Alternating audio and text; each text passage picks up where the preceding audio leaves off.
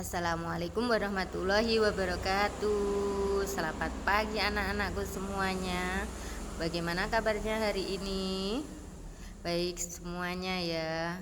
Mari kita selalu menjaga kesehatan kita supaya bisa belajar dengan baik. Baik anak-anakku, hari ini kita mulai pelajarannya dengan membaca basmalah bersama-sama. Bismillahirrohmanirrohim. Baik anak-anak, pelajaran fikih pada pagi hari ini kita akan membahas tentang minuman halal dan minuman haram. Nanti Bu Guru akan kasih penjelasannya dalam video. Silahkan disimak ya videonya. Apakah kalian sudah minum susu hari ini? Apa sih minuman favorit kalian? Tahukah kalian apakah minuman yang kalian minum itu halal atau haram? Halal artinya boleh. Haram artinya tidak boleh. Nah, apa itu minuman halal? Minuman halal adalah minuman yang diizinkan Allah untuk diminum. Salah satu syarat minuman yang halal yaitu minuman yang baik bagi tubuh manusia serta harus bersih, suci dan tidak mengandung najis. Tertera dalam sabda Rasulullah. Dari Abu Umamah Al-Bahili radhiyallahu anhu, ia berkata, Rasulullah Shallallahu alaihi wasallam bersabda, air itu tohir atau suci dan mensucikan, kecuali jika air tersebut berubah bau, rasa, atau warnanya oleh najis yang terkena padanya. Hadis riwayat Baihaqi. Pada umumnya, minuman yang halal diantaranya adalah sebagai berikut. 1. Minuman tersebut tidak membahayakan tubuh. Pada dasarnya semua jenis minuman adalah halal untuk diminum sampai ada larangan yang jelas untuk tidak meminum minuman tersebut. Biasanya larangan tersebut dikarenakan dapat membahayakan tubuh orang yang meminumnya. Kedua, air atau cairan yang telah hilang sifat yang dapat memabukkan. Ketiga, air yang tidak mendatangkan mudarat atau bahaya. Dan keempat, air suci yang tidak terkena najis. Anak-anakku yang soleh dan soleha, ketika kita mengkonsumsi minuman yang halal, kita akan mendapatkan manfaat. Pertama, mendapatkan ridha Allah. Kedua, kesehatan jasmani dan rohani akan terjaga. Ketiga, kita akan memiliki akhlak karimah. Keempat, kita akan memiliki kepribadian yang jujur dalam hidupnya dan sikap yang apa adanya. Kelima, amal ibadah kita akan diterima oleh Allah Subhanahu wa taala. Tahukah kamu apa itu minuman haram? Minuman haram adalah cairan yang dilarang Allah untuk meminumnya karena akan mendatangkan kerugian dan dosa bagi yang meminumnya. Anak-anak, minuman haram terbagi menjadi dua macam. 1. Semua minuman yang memabukkan. 2. Minuman yang dapat membahayakan tubuh. Firman Allah mengenai macam-macam minuman haram terdapat dalam surat Al-Baqarah ayat 219 dan surat Al-Maidah ayat 90.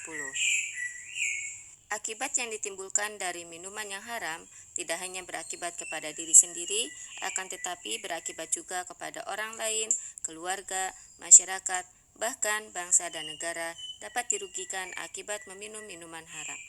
Untuk lebih jelasnya, dengarkan penjelasan Ibu akibat dari meminum minuman haram. Yang pertama, bagi diri sendiri, yaitu merusak susunan syaraf. Kedua, dinding hati akan menipis. Ketiga, mental yang tidak seimbang. Keempat, menjadi orang pemalas. Kelima, hidupnya dipenuhi dengan harapan dan khayalan yang tidak jelas. Kemudian, sifatnya berubah ke arah sifat tercela, lalu menghilangkan amal kebaikan dan mendapatkan dosa, serta amal ibadahnya tidak akan diterima dan doanya tidak akan dikabul oleh Allah Subhanahu wa taala. Tidak hanya berdampak kepada diri sendiri, meminum minuman haram juga berdampak bagi keluarga. Pertama, merusak nama baik orang tua. Kedua, sering mencuri harta keluarga. Ketiga, tidak menjaga sopan santun dengan keluarga. Juga berdampak bagi masyarakat, yaitu lingkungan dan ketertiban dari lingkungan sekitar akan terganggu ketentramannya, serta menimbulkan kejahatan dan membahayakan keselamatan orang sekitarnya. Juga berdampak bagi negara dan bangsa, yaitu akan merusak generasi hilangnya rasa cinta tanah air, dan menimbulkan kejahatan yang menjadi musuh negara. Nah, setelah mengetahui akibat dan dampaknya dari meminum minuman yang haram, kita harus tahu kriteria apa sih halal dan haramnya makanan dan minuman itu? Halal dan haramnya suatu minuman memiliki kriteria berikut ini. 1. Ketentuan syariat. Segala sesuatu yang dinyatakan halal oleh syariat Islam berarti boleh untuk dikonsumsi, dan apa saja yang dinyatakan haram berarti tidak boleh dikonsumsi. Kedua, mengenai zat barangnya. Segala sesuatu yang toyib atau baik, suci dan bergizi berarti boleh dikonsumsi.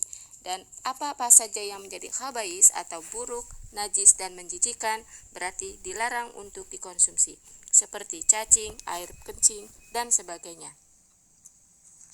Yang ketiga, cara memperolehnya. Segala sesuatu yang diperoleh secara halal dan dibenarkan oleh agama, maka boleh dikonsumsi.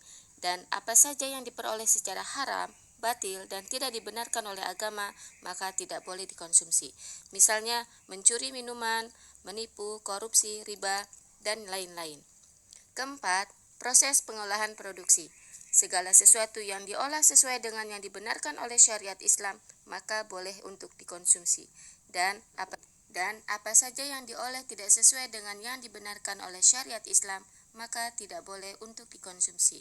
Misalnya, makanan yang digoreng dengan minyak babi, atau memasak sayuran dicampur dengan benda yang najis, atau susu yang dicampur dengan khamar. Kriteria berikutnya adalah dampaknya. Segala makanan dan minuman yang membawa manfaat dan dampak positif bagi jasmani dan rohani, maka boleh untuk dikonsumsi. Dan apa saja yang mendatangkan mudarat, bahaya, dan dampak negatif bagi jasmani dan rohani, maka tidak boleh untuk dikonsumsi. Misalnya, memakan racun, memakan paku, duri, bara api, dan lain sebagainya. Kriteria berikutnya adalah label halal. Segala bentuk produk makanan dan obat-obatan yang merupakan spesifikasi dan label halal dari MUI, berarti itu halal untuk dikonsumsi. Adapun yang tidak ada sertifikasi halal dari MUI, berarti belum jelas halal dan haramnya untuk dikonsumsi. Kalau kita membeli makanan atau minuman, pastikan kita melihat label halal dari MUI. Pada kemasannya, juga kita harus melihat dan memperhatikan tanggal produksi dan komposisi dari makanan tersebut. Baiklah anak-anak, berikut adalah usaha-usaha untuk menghindari makanan dan minuman yang haram. 1. Tanamkan kepada diri kita sikap benci dan tidak suka terhadap makanan dan minuman yang diharamkan. Kedua, hendaklah dipahami betul macam-macam makanan dan minuman yang diharamkan. Ketiga, jika terdapat keraguan terhadap makanan dan minuman tersebut, maka tanyakanlah kepada ulama yang terdekat. Keempat, bersikap hati-hatilah terhadap makanan dan minuman yang telah diolah atau 5. Tanamkan keyakinan di dalam diri bahwa makan dan minum sesuatu yang haram akan merusak dan membahayakan jiwa kita. Dan yang keenam, menjauhi pergaulan dengan mengarah pada makanan dan minuman yang haram. Baiklah anak-anak, sekian video pembelajaran fikih kita hari ini. Semoga kita semua terhindar dari makanan dan minuman yang diharamkan oleh Allah Subhanahu wa taala.